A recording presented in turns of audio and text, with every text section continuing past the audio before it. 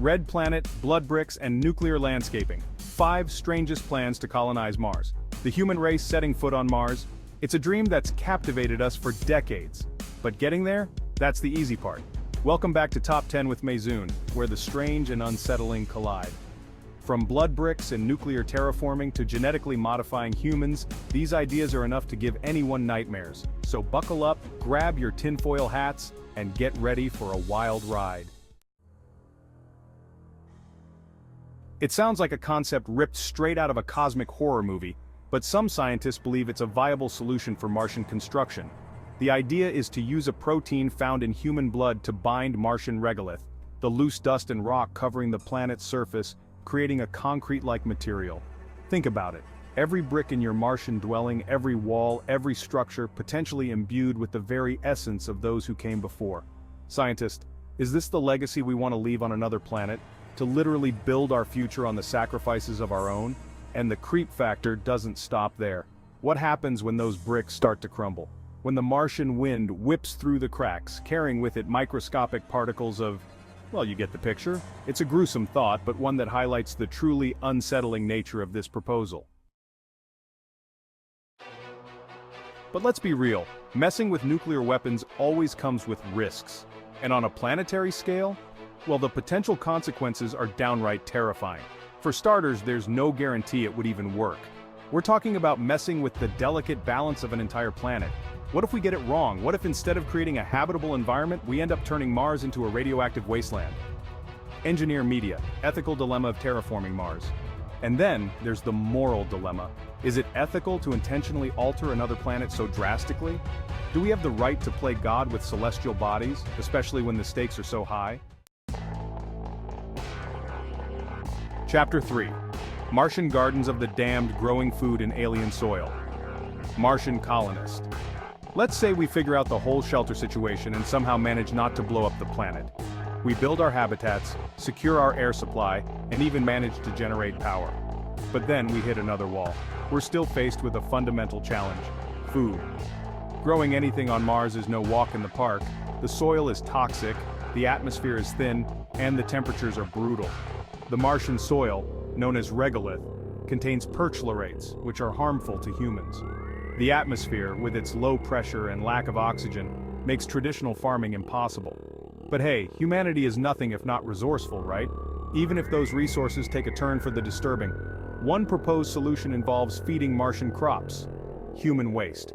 Yes, you heard that correctly. Our waste, rich in nitrogen and other essential nutrients, could theoretically be used as fertilizer to nourish Martian plants. It's a closed-loop system, a bit like recycling, but on a whole other level of unsettling. This method, while efficient, raises questions about hygiene and psychological comfort. After all, would you want to eat food grown from your own waste? Martian colonist. Imagine sitting down to a meal on Mars, knowing that the very food on your plate was grown using, well, it's enough to turn anyone into a vegetarian. The psychological impact of such a diet could be significant, affecting morale and mental health. Scientists are also experimenting with genetically modifying plants to survive in the harsh Martian environment. We're talking about creating entirely new organisms, frankenfoods designed to withstand toxic soil, freezing temperatures, and relentless radiation. These plants would need to be incredibly resilient, able to grow with minimal water and in low-light conditions. The genetic modifications could include traits from extremophiles, organisms that thrive in Earth's most inhospitable environments. These genetically modified crops would be unlike anything found on Earth. They might look strange, taste different, and have unique nutritional profiles. Bon appetit, I'll pass. The future of Martian agriculture is uncertain, but one thing is clear. It will require innovation, resilience, and a willingness to embrace the unconventional. Chapter 4. Fueling the Future. The Unsettling Use of Human Waste. Engineer. Remember that human waste we talked about earlier? You might have thought it was just a problem to be managed, but it turns out there's more to it. Well, it's not just good for growing Martian gardens apparently. The potential uses of human waste are far more extensive and surprising. Some resourceful and slightly disturbing minds have proposed using it as a source of fuel.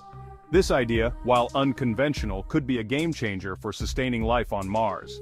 Yes, you heard that right.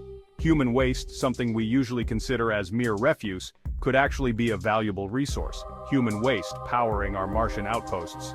It sounds like science fiction, but it's becoming a plausible reality.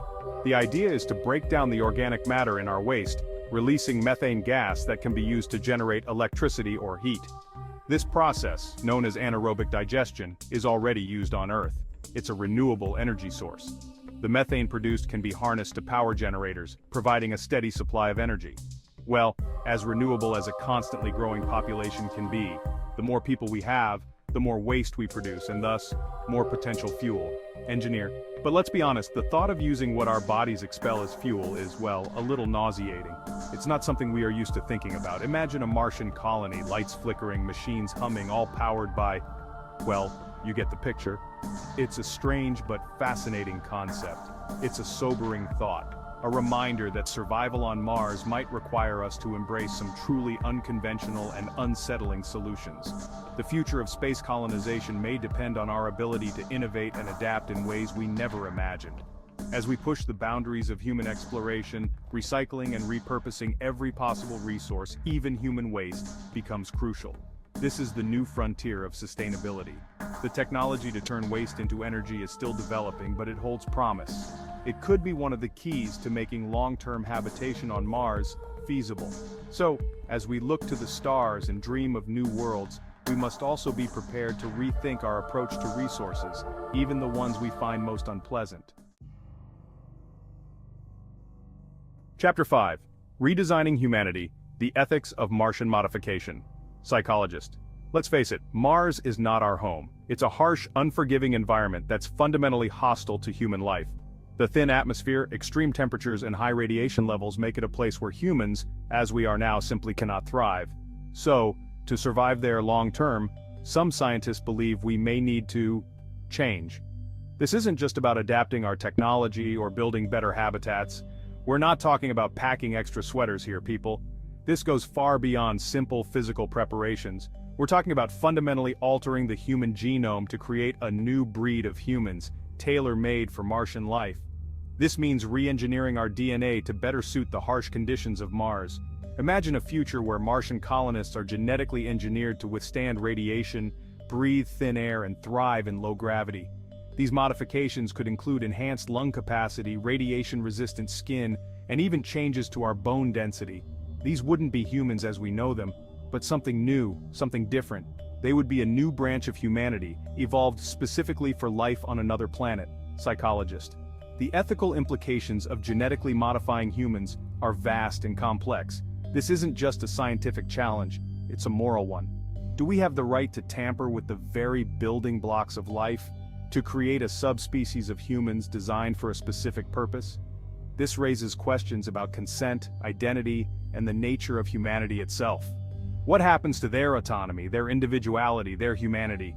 Would these new humans have the same rights and freedoms as we do? Or would they be seen as tools created for a specific function? It's a future that's both fascinating and terrifying in equal measure. The possibilities are endless, but so are the ethical dilemmas. As we stand on the brink of this new frontier, we must carefully consider the consequences of our actions. Chapter 6. Martian Nightmares, a glimpse into the future. From blood bricks and nuclear terraforming to genetically modified humans, and a diet that would make a sewer rat shiver, the potential realities of Martian colonization are enough to make anyone think twice about leaving Earth. These plans, as unsettling as they are, force us to confront the ethical and logistical nightmares of interstellar living. What do you think? Would you be willing to live on Mars, even if it meant embracing these unsettling solutions?